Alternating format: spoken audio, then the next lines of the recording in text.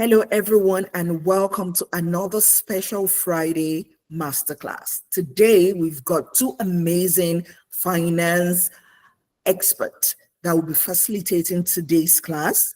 They will be speaking on the topic women and money. And as women, I'm sure you're excited to hear everything they've got for us today, because as a woman, as a business owner, I really need to know how to get extra money into my pocket. Because with the economy, with the tariff going on, with Trump, everybody needs that extra money in their pocket. So today they are going to be telling us how to protect what matters most to us. And to facilitate today's class, I've got Lisa Bacole. Yes, good. Lisa started as a part-time. Lisa started a part-time career in finance 10 years ago when our family experienced a series of life-altering events that left them on the verge of bankruptcy with no prospect of future and no hope. Through her education, she has learned the importance of understanding how money and finance works. And she's very passionate about sharing her experience to support other families and other business owners in learning how to save money, save taxes, yes, save taxes, and get in better financial shape to weather the storms of life. And the second facilitator for today's masterclass is Stella Benson. Stella came from a background in the banking industry as well. She's a successful entrepreneur operating a multi-six-figure businesses. A wife and a mother of three, Stella merged the two career paths together last year to have flexibility of time and the opportunity to truly help families and women like myself in achieving our financial goals with the mission of no family is left behind. And if I may say, no woman is left behind. So Lisa and Stella, welcome to today's masterclass. And I will just allow you to take over. Welcome. Thank you. Thank you so much, Ejibola. Lisa, you can now share the screen. Okay, thank you everyone for this great opportunity to, be among you everyone today. I really appreciate that. A little bit about me, like Ejibola rightly introduced. I came from banking industry. So I worked for RBC and also worked for Scotiabank. Before I left Scotiabank, I was a certified mutual fund rep and was also a senior certified financial advisor. Left Scotiabank in 2017.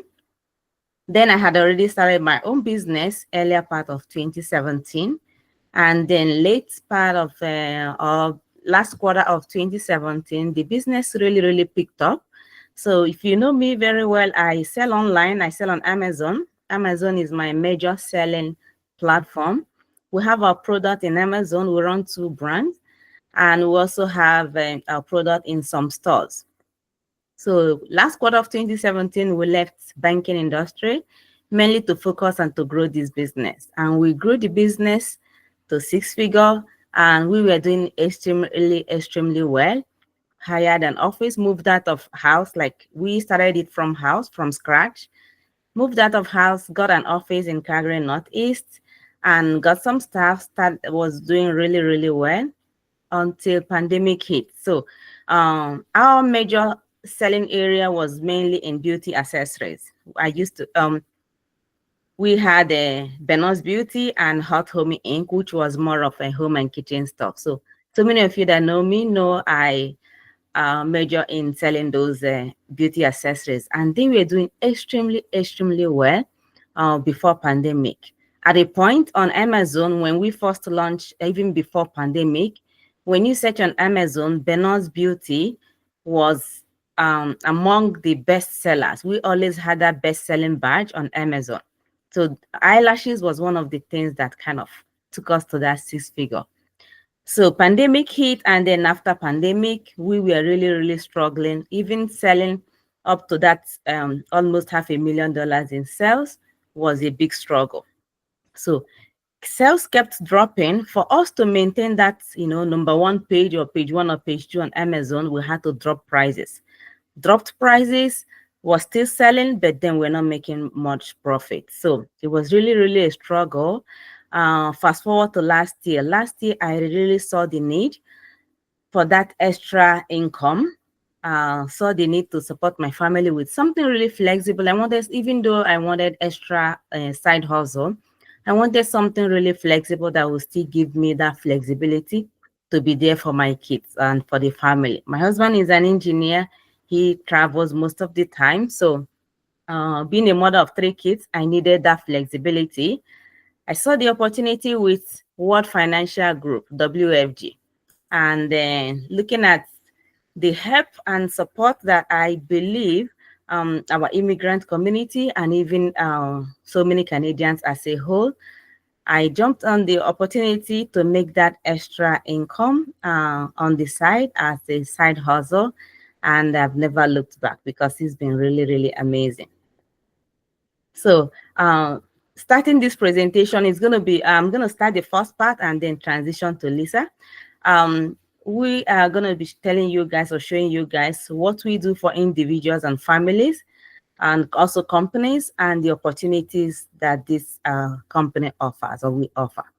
So who we are, usually when you're talking about finances, is very, very good to talk about finances with good, strong financial backing. So Aegon is our parent company. Aegon was founded in 1844, which is way, way older than Canada, as you know, so it's over 150 years. And Aegon has a A+ rating on S&P Global rating, also has over 31 million customers worldwide. And so Aegon, our parent company, like I said, was established or founded in 1844, and WFG is was founded or was established in 2001. Lisa, next page, please.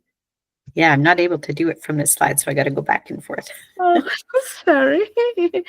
Okay, so who we are and what we do, we work like brokers. So you can see most of these financial institutions on the screen. And I believe most of you are familiar with majority of them, like TD, BMO, Ivari, Manulife. Most of you are familiar with them. And so we help customers with things like insurances, different kind of insurance. Think of it: life insurance, home and auto, disability, critical life illness, and all that. We also help customers with every kind of investment, ranging from RSP, tax-free, and also non-registered funds. And then, so like I said, these are some of the banks that we work for. We work like brokers.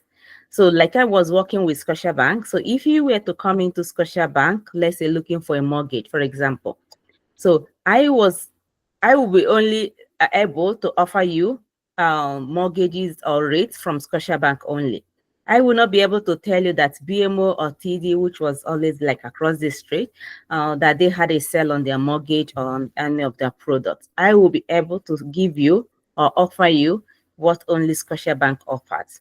So working as a broker and having access to different kind of institutions like this with WFG, that gives us the opportunity to service customers or offer customers with different kinds of products that suits their need at that point in time, not a cookie cutter kind of offer or product that, one product matches or fits everybody.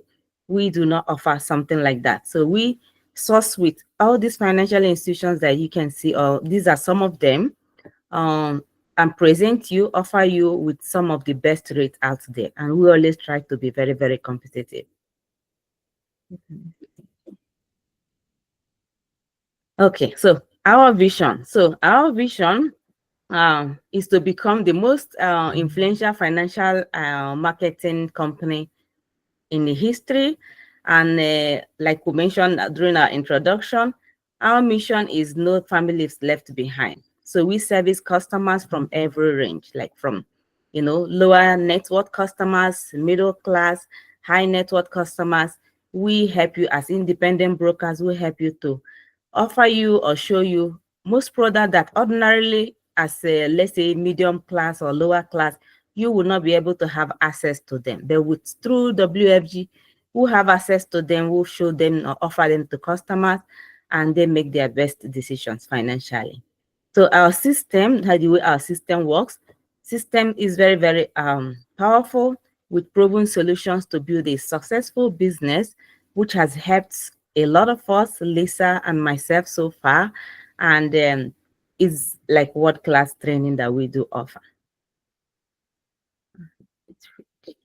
So I'm going to end here by asking some of these questions. Do you feel like you've learned enough, like growing up? I know most of us or some of us are immigrants. So even from where we're coming from, finances are not taught in school. So I will ask, do you feel that you've learned enough on how money works while growing up? We all know the answer is really no. And then, so even in schools, we know you have to figure things out on your own. Finances are not taught in school. Like you have to save money, you have to save for the rainy days. Like even those in their 20s or 30s, we know that these are not taught in school. You have to figure that out yourself. And this is where we come in. And do you ever tell yourself that finances are complicated or boring? Have you really learned enough about finances? These are some of the places that we fill in the gap and we come in. So on this, I'm going to introduce Lisa to us. Lisa is actually my mentor. She has been in this business. She has been with WFG for 10 years plus now, doing extremely, extremely well. And on this, I'm going to give it up to her and let her, say the remaining. Thank you. Go ahead, Lisa. Thank you, Stella. So before we continue with the presentation with some of the financial concepts, I will give you a little bit of background about myself. If you had met me 11 years ago, I was not looking for a career. I was a stay-at-home mom for almost 20 years. I'm a mom to 11 children. My youngest just had her 13th birthday last week. And this was something, we had decided very early in the marriage that I would stay home to raise the children and he would go out and provide for the family by working. And of course, in Alberta, where we go to find big income to be able to support that size of family is the oil and gas industry. And we absolutely bought into the Alberta dream. We were told, if you work hard for a company, you sacrifice, you'll be rewarded, you'll be able to create a lifestyle that you work so hard to build. And that actually did happen for us. He landed a dream job with a startup company. So for the first time, we weren't living hand to mouth. We were able to start putting savings away, clear off debt. And it was very stressful on family life, though, because I was basically a solo mom. He was in camp all the time. But we felt if we could just do this for another 5, 6, 7 years, we would be able to be mortgage free and maybe just look at something else and, for a different career, and we could focus more on family life. So we'd been about a year with that company when we went on a holiday. First time we've been anywhere in 10 years. I don't know if any of you have oil and gas background, but you'll know if you work in that industry, you do not take time off, because if you need to leave, they will just replace you with somebody else. But we were able to actually go to the family reunion. And unfortunately, while we were there, my husband was hurt. And we didn't realize how serious the injury was. We came back to Edmonton. He checked himself into the Emerge at the U of A hospital, and he didn't come back out. They put him on standby for emergency surgery. Turns out he ruptured this bicep muscle. It rolled up into his shoulder. It was extensive surgery. They had to drill through the bone, reattach it, and he was told at least 4 months of physio just to regain the use of his arm back.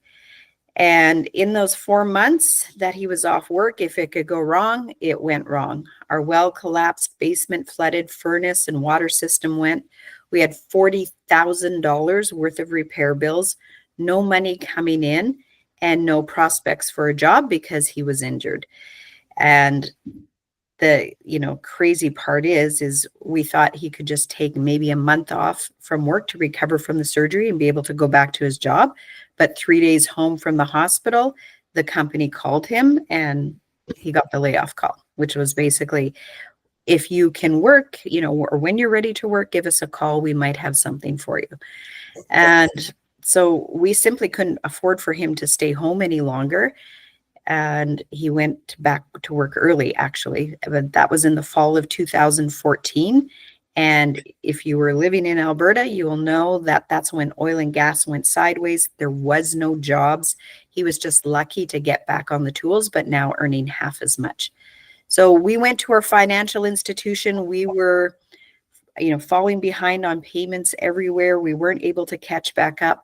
And we said, look, we've got tons of equity in our house. We're 5 years away from having that paid off. Can we just wrap up some of this debt, free us up, give us some breathing room, free us up some cash flow? And they said, no, you do not qualify. You no longer earn enough income to cover the debt that you have. All we can do is recommend you try and sell your house. And it was at that time we actually were introduced to World Financial Group, went to a presentation, fairly similar to what I'm going to go through. And the broker we sat down with said, Lisa, he took a look at our finances and said, we can absolutely get you qualified. They just took us to a different bank. We're able to consolidate the debt and give us that breathing room we so desperately needed. But more importantly, they actually gave me an opportunity to work part-time. And I worked very part-time.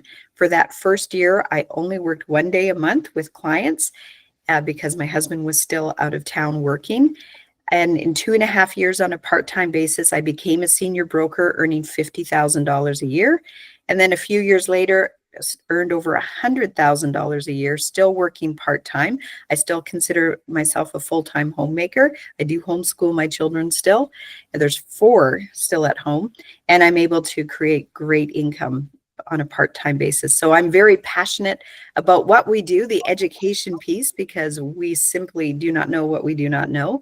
And especially working with women, because here we have the opportunity to have that balance where if we need extra income, it's the best way we can do that for the time that we invest outside of the home.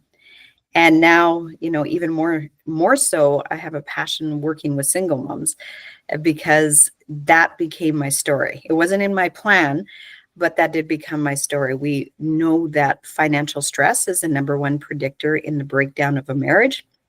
And that, like I said, became my story.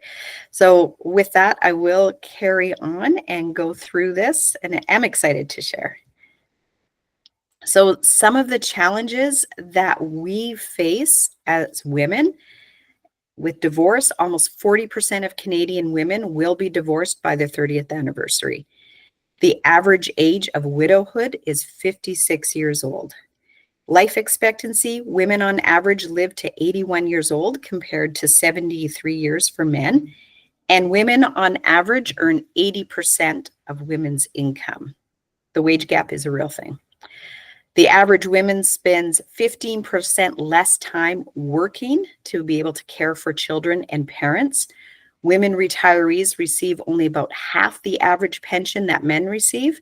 And 9 out of 10 women will be solely responsible for their finances at some point. So what are the implications of that? If women are widowed earlier, that means our household pension income is further affected. Living longer means we require additional funds to last for our whole lifetime. If we make less money and have less time in the workforce, chances are we're not able to save as much, so we are saving less. And if we are becoming responsible for our finances, it probably makes sense that we actually learn more and understand how this works.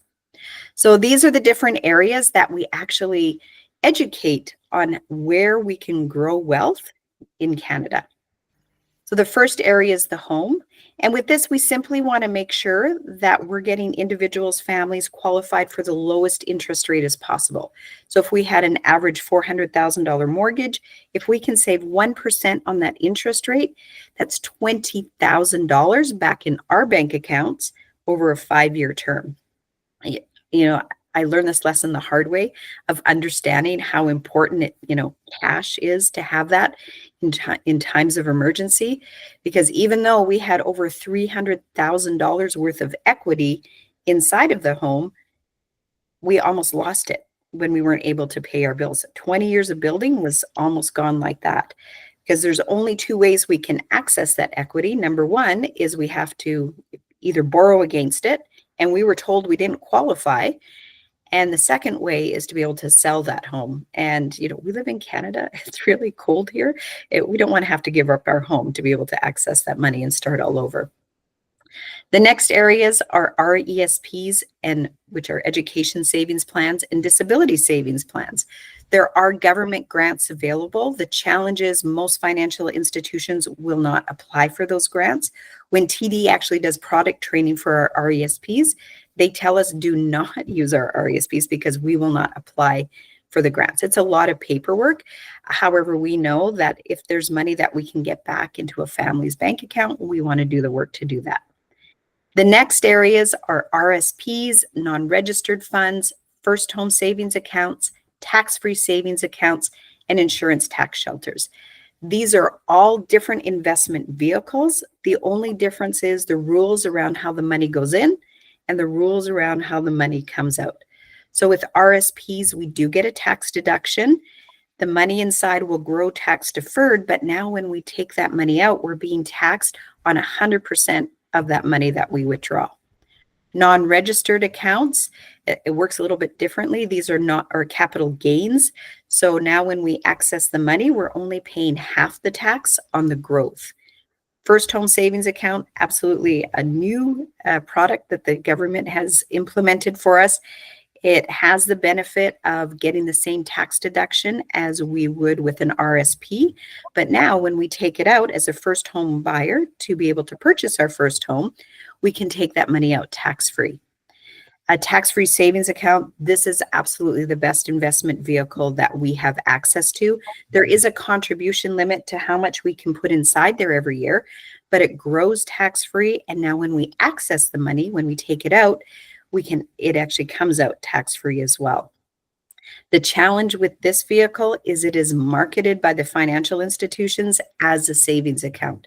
It is not designed to be a savings account. It is designed to be a retirement account, and we can get a really great rate of return, 10, 12% on our money invested in there, again, if we know how to set it up properly. And then the last vehicle, insurance tax shelters, we do have to qualify. However, that money inside of there will grow tax deferred. And then if we set it up properly, we can access it tax-free in retirement as well.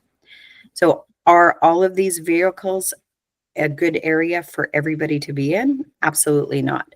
And that's where we come in, is we make sure that you're using the right vehicles for your situation and using them correctly as well.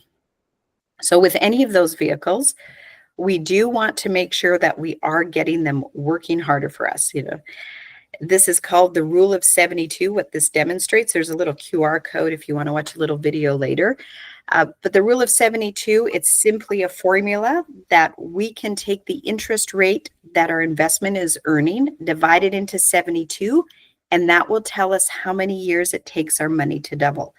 So on the first slide, on the left-hand side, if we had a 29-year-old with $10,000 to invest, most likely they're going to get an average of 4% rate of return if they take it to a bank. And if we divide that into 72, we know the money will double every 18 years. So at 47, the money doubles to 20,000. And 18 years later, when we're 65, it would double to 40,000. The challenge is, what are the banks doing with our money when we give it to them to invest? They're going to do one of two things. They're going to reinvest it using professional money managers, earning a higher rate of return, or you put your $10,000 in the bank to save, and I go in the door behind you to borrow money, and they're going to lend me your money and charge me 6, 8, 10% to borrow it. So let's just say the bank gets a modest 8% rate of return. On the far right-hand side, we see if we divide that into 72, the money's going to double for them every 9 years. So at 29, we put our $10,000 in the bank. 9 years later, it doubles for the bank to 20,000. 9 years later, doubles to 40,000. 9 years later, doubles to 80,000. 9 years later, doubles to 160,000. So who's making out better, us or the bank? And this doesn't make the banks bad. They are in the business of earning profits and they're very good at what they do. We just simply need to understand how to make those same strategies work for us. So we teach people how to bypass the middleman and get directly into their investments themselves. And now what I would like to draw out, but I'm not able to because I'm not sure we can do that here, is looking at the debt side as well. You know, that little piece of plastic, that credit card we get from our financial institutions, the average interest rate we're charged to borrow money is 21%. So if we divide that into 72, that tells us our debt is doubling every 3.5 years. So if we ever carry a balance on our credit card, you'll see at the bottom of the statement, it might read something like, if you continue to make the minimum payments, it will take you 60 years to pay this off.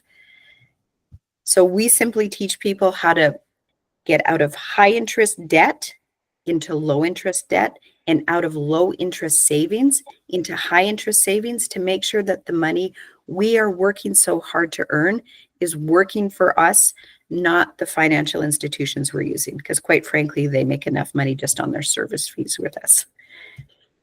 Now, the last area is the foundation. We know whenever we're building a house, the most important part is a foundation. If it's not solid, when the storms of life come, the rest of the house is going to come tumbling down. So the first area is simply will and funeral planning. I know it's not pleasant to think about, but none of us is getting out of here alive. And this is such a simple thing that we can take care of to make sure that the loved ones we leave behind are, being able to take care of all the needs that need to be met. I unfortunately have 2 friends that their parents passed away unexpectedly, and these families were responsible to make the payments on the house, to keep the heat on so the pipes didn't freeze, pay insurance on an empty house is twice as much. They could not rent it. They could not sell it until it cleared probate. And their estates were in probate for over 2 years. So it's devastated them financially. Now, thankfully, we were able to work out strategies and, help them get right side up. But again, such a simple thing that we can take care of. Disability insurance is designed to replace our income if we get injured and can no longer work. I talk to everybody about this because this became my story, because we did not have any insurance in place to replace income for those 4 months that my ex-husband was off work. We almost lost 20 years of building our financial house. The next area is critical illness insurance, designed to replace our income if we get sick and can no longer work. So 11 years ago, when I started working here, the stats were 1 in 4 Canadians would develop a critical illness in their lifetime. It is now 1 in 2. The good news is we are able to survive. We have medical advancements, so we are getting better, but we need to take some time to actually get healthy again. We don't realize how expensive becoming ill is. Then the last area is life insurance. It's not so much for ourselves, but it's for the family that we leave behind. If something happens to the primary wage earner, we're still going to be taken care of. So when we sit down with individuals, whether it's with a business or a family, we build a customized financial plan. So for most Canadians, at least half, if not more, of our income just goes to basic living expenses, another quarter to debt, and another quarter to taxes. Now, somewhere in here, we're supposed to carve out 10% to be able to retire one day. Yet stats tell us that between 91 and 95% of Canadians are retiring at or below the poverty level now. And the reason is because the cost of living is just so expensive. We now owe $1.74 as Canadians in general, $1.74 for every dollar that we're earning. So we take a look at what's happening in the debt side, what's happening in the taxes side, and on average, we're freeing up between $200 and $2,000 for each client that we sit down with. In my situation, it was $900 a month. And I have no gracious way to say this other than I'm still really pissed off, because I know our bank could have done that for us years before, but they looked at the zeros behind my ex-husband's paycheck and we were sold high interest debt. And Stella has an incredible story as well. So when she came on as an agent and we built their plan, we were able to free up her family $1,500 a month. And I'll just let Stella share very quickly how we did that. Okay, so like I mentioned before, I worked at the Scotiabank. I worked at Scotiabank for many, many years. So when we bought our house, I was with Scotiabank. So I got staff rate, which was, discounted rate for getting your mortgage through Scotia as a staff. So the staff rate as at then, it was, because that was, pretty much all I knew. It was better than, what we offered to the general public. So last year, when I said, my business was kind of, struggling, and I saw the need to get part-time income. That was why I, chose the option with WFD. So sat down with them. They looked at how to restructure everything because the business was struggling. We had used most of, personal line of credit card and all that to support, kept things going. And so we sat down with Lisa and the team. So they looked at everything, restructured so many things with us, and gave us way, way, way, way better rate than I even had as a staff, than the staff rate that we got from Scotiabank. So we ended up restructuring and refinancing our mortgage last year. We refinanced it through Scotia. That is, we still with Scotia, but through WFG. So while we're doing that, my husband suggested I go, just check with the branch with us here, in case they will be able to, give us something better, since we've been with them for so many years. I went there, the lady said, no, there's no way they can match the rate from broker. That from broker, they offer way, way, way, way better rates than they will ever offer from the branch. So that there was no way they could match the rate, that I should just take what WFG is offering me. So of course, I took the rate. So summary, I got way, way better rate than I even got as a staff through WFG. And it's still with Scotiabank. So right now is refinanced with Scotiabank, still the same branch that we are here, but through WFG. Yeah, amazing. So when we do sit down with individuals or families, we create a plan A, plan B. Plan A might be a little bit more conservative journey, plan B a little bit more aggressive. And again, we just source that out to the industry to find the best fit. And the best part is there's no charge to the clients for the work we do. So when the broker freed us up $900 a month, I did not receive an invoice in the mail to pay him. I did not send Stella a bill for the work we did. So I actually don't get paid unless I can help somebody. And then it's the companies that pay us. So it's a win-win-win business model. The individuals, families we're sitting down with, worst case scenario, they're going to get a great financial plan. Maybe right now we can't help them with strategies. We got to get them positioned and get them a little bit more financially stable. But even if we can free up $50 a month, $100 a month, that goes a long way right now. And then the companies that we use, if they're competitive, now they have a new client, and then we get paid by the companies and can support our families as well. All right, I'm going to switch slides here again.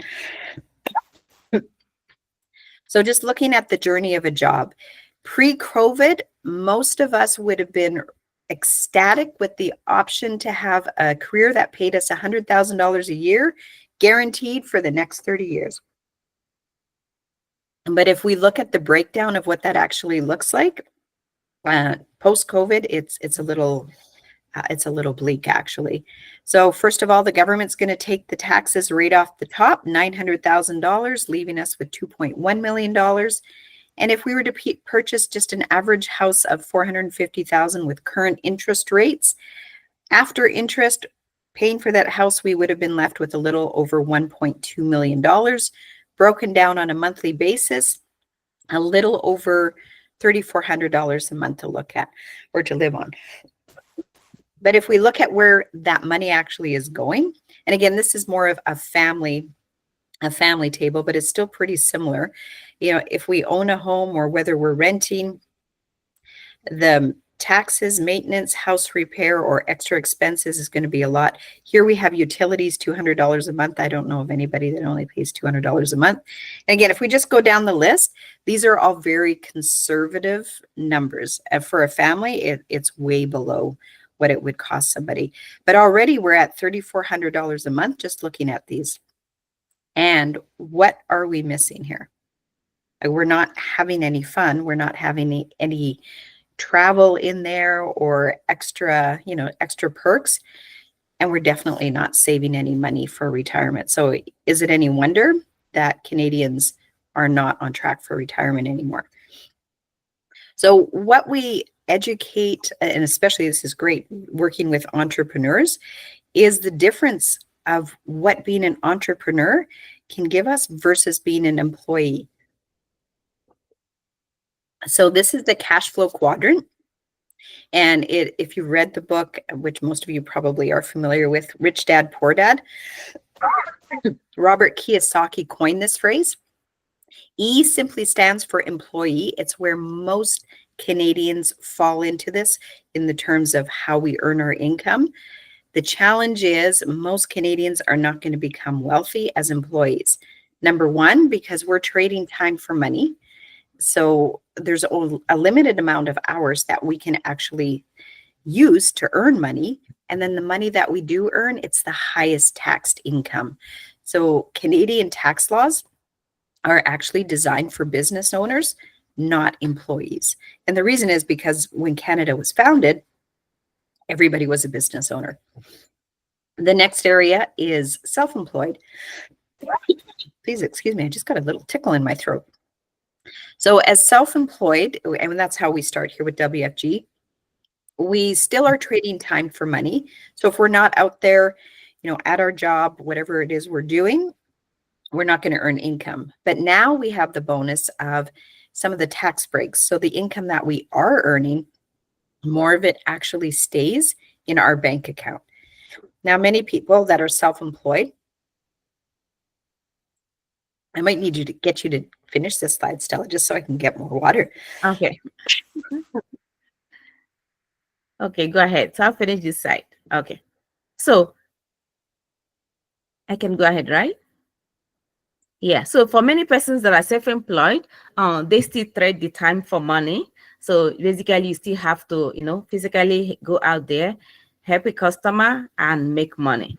So what we target to be, or when we educate everyone to be, is the business owner. So business owner typically means you can step away from your work and still make some income. So I'll use plumbers as an example. So for a plumber guy, if he's just the one working on his business, so he goes out, repairs your pipe or whatever he does for you. If you pay him, let's say $100 per hour, that's, he gets the whole $100. And if he's not available to do the work, he basically, like, if he's on holiday or he cannot go out and physically help a customer, he makes no money. But when he becomes like true business owner of stepping away from the job, which he can have so many persons working for him. So let's say he buys or rents or gets few more trucks or vans, gets so many other plumbers, which means if he gets a call, one of them goes out, services that customer, he pays that customer, he pays that person that goes to fix your pipe, let's say $50 or $60 per hour, he keeps the remaining, which means he can step away from his work and still make some money. And then the last one there is the I, which is the investor, which we all work towards becoming. So based on your book of business that you have built at retirement, you would have had some businesses that you built that is still giving you that passive income. And lots of customers that you have already built, which is like your customer base and your money really working hard for you. So those are the areas that we educate customers or educate individuals on how to be financially better off.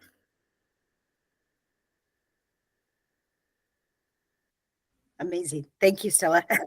My apologies. Okay, so everything that we've kind of gone through on the client side is, how we work with Canadians to get on track to be in that investor quadrant in a 10, 20, 30, 40-year timeline, whatever needs to be. So, when we look at the reality of it, in terms of taxes, where would we rather be? As an employee, and again, these numbers are just an illustration. Everybody's businesses are going to look differently. But as an employee, if I earn $100,000, the taxes are going to come right off the top, leaving me with $70,000. And if I have $70,000 in expenses to live, that leaves me with zero savings. But now, as a self-employed business owner, that same $100,000, we can take our expenses off the top, and then we are taxed on the money that's left. So with WFG, I never had to start paying taxes till after I was making, over $80,000 a year. So $80,000 as a self-employed business owner, depending, which area you're in, is equivalent to $110,000 as an employee. But we look at what's left on the savings, this gives us an opportunity to actually build for our future and enjoy the life right now that we are working so hard to create.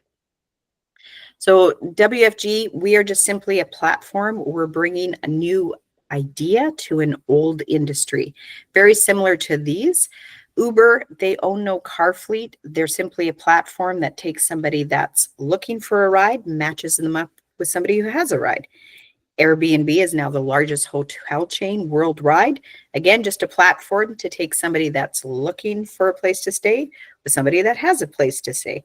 And the crazy thing is, hotels aren't any less busy. So they've just carved out a niche market. And then the same happens, whether it's music, Facebook. So I know any entrepreneurial business, if we can actually create a platform, that is definitely the future. And WFG, we just are riding that same tail of, we're a platform where we're taking somebody that is looking for the financial services and we're matching it up with the company that has the best fit for those needs. And just talk a little bit about our system. This is a great part-time opportunity. We actually encourage people to start part-time because most people simply don't have enough time to dedicate to a full-time career like this. The best part is we are actually making a difference, helping people, giving back hope by restructuring their finances, like was done for me, like was done for Stella, and even getting on track for those goals, like the kids' education, buying a new home. It's so incredible just to have that feedback from clients and seeing them actually win in their lives. And somebody working very part-time, 3 to 6 hours a week, is going to, on average, help one family per month, which will generate $1,000 to $1,500 of upfront income. But here, because we actually retain our book of business, as long as we are continuing to service the client, the companies will continue to pay us monthly. So we generate ongoing monthly income as well, whether we're helping new clients or not. Plus, there's the bonus side, which is a whole new area, but I won't go too deeply into that. There is also the option to become an agency owner. I did choose to go that route. I am still personally helping families, but now it's more my focus to train and develop other agents to be able to do what I do. And just like real estate, they also brought a new idea to an old industry. It used to be actually an old boys club. Real estate changed the face of that whole industry, where now almost every brokerage follows that business model. It was very successful. We just copied it. So with real estate, when an agent goes out, sells a home, the agency gets an override on that commission for providing the training, the office support, and we just do the same thing here. So the average full-time broker with WFG is about that $165,000 per year. I've never, achieved that high, but simply because I still do work part-time and need that flexibility to be home with my family. And, kind of how we're working towards our retirement, this has now become my future, because our savings were wiped out when disaster hit. And then with divorce, that basically took everything that was left. And my retirement plan would be very bleak if I was relying on the CPP, because I have not been in the workforce to be able to generate the kind of income that would be available with the government plan. But even for somebody working full-time, if they started at age 35, worked full-time for the next 30 years, at age 65, would be on track to retire with a whopping $1,433 in 2025. Like that's incredible. I don't know how anybody can even afford rent. With WFG, if I build my book of business with clients with the passive income, and this is very similar to what my business was. So 4 hours a week for 5 years, created a $2,000 a month book of business, whether I'm helping new clients or not. And just like that rule of 72, as we are growing our clients' wealth and helping them get on track, our commission just mirrors that. So we can see that it continues to double. So at age 65, had I started at age 35, I would have been on track for $10,000. All right. So, just in closing, I am so excited whenever I am able to talk to women, because we are such great entrepreneurs. We come with a skill set that is just innate in us. That is why we can be so successful. So some of the characteristics that we do very well with, we actually listen. We are able to connect and actually build a community, and we build and support others. That's just so innate to us. We pour into people. We see their greatness, and we're able to, just pour belief into them and help them grow. And we have the empathy with others, and, the ability to reason. Our minds are still very sharp, and we can troubleshoot and problem solve the best of the best, which in turn allows us to succeed. So in closing, do just consider your options. We always recommend a complimentary financial checkup. If you're in a great spot, we will tell you, just keep doing what you're doing. As business owners, there are a lot of business strategies that we don't really touch on in this slide, where we can actually use tax saving strategies to pull money out of the corporation tax-free and get it back into our bank accounts going towards retirement time. Maybe you're looking for extra income for a part-time opportunity. Maybe you have a 9-to-5 job and you're not happy at work and you would like to actually replace that career. And maybe this information isn't for you at all, but maybe you thought of somebody as we went through the information that could use this information. So feel free to reach out to us. I have Stella's email here as well as my email, and there's a QR code with a link to my website, which also has a place to schedule an appointment. And we'd be happy just to hop on a 15-minute call and kind of go through what that could look like. And if you want more information, again, everything we do is complimentary, and excited to be able to share more.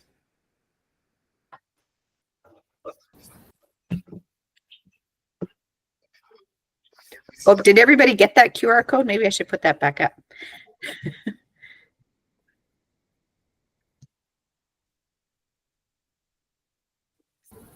Great presentation. So while you're putting that up, if anyone have questions for Lisa and Stella, please go ahead.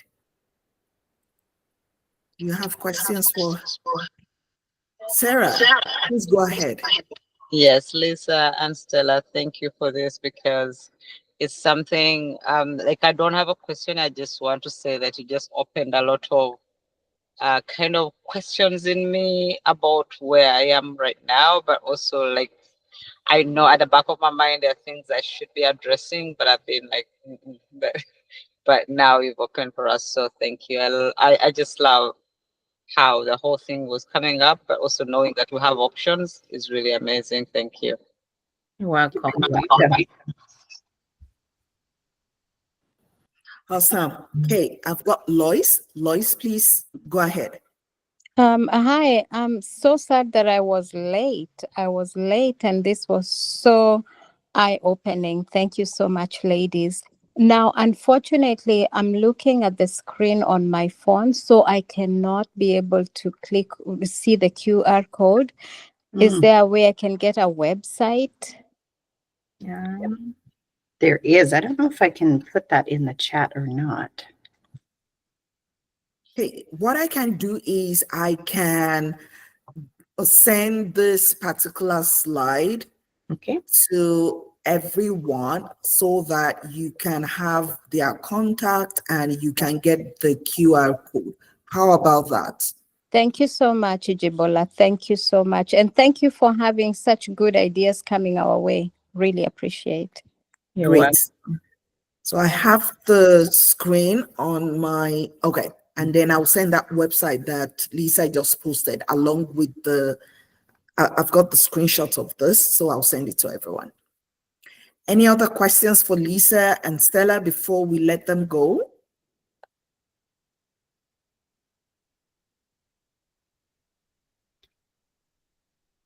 All right, great. So thank you so much, Lisa. This was great. I love this particular slide that says consider your option, because a lot of people most times will be like, I don't want to leave my present job. Can I merge the two together? So thanks for really listing out all the options that we have as women, as single women or working class women, or women that are still thinking about what life is about. So thanks for this information, Stella. That was great presentation. So on this notes, I would like to say thank you to everyone that logged on. This presentation will be on the YouTube channel so that people can rewatch and they can get in contact with Stella and Lisa anytime they want. So enjoy your long weekend, everybody, and have yourself a great evening. Yeah, thank you so much for the opportunity, everyone. Thank you. Thank you.